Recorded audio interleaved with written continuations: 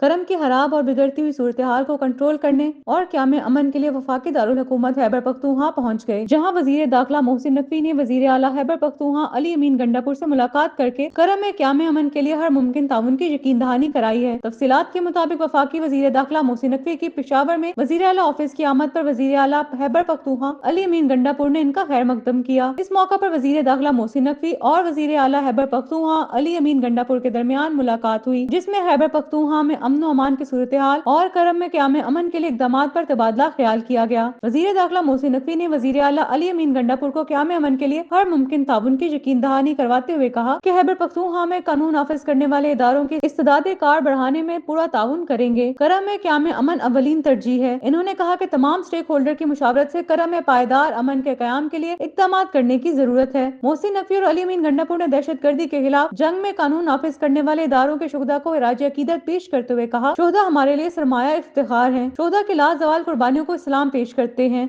इस मौका पर वजीर आला खैबर पख्तूनख्वा अली अमीन गंडापुर का कहना था कि शुहदा की कुर्बानियां नाकाबिले फरामोश हैं, मिलकर दहशत गर्दी की अफरियत का मुकाबला करेंगे।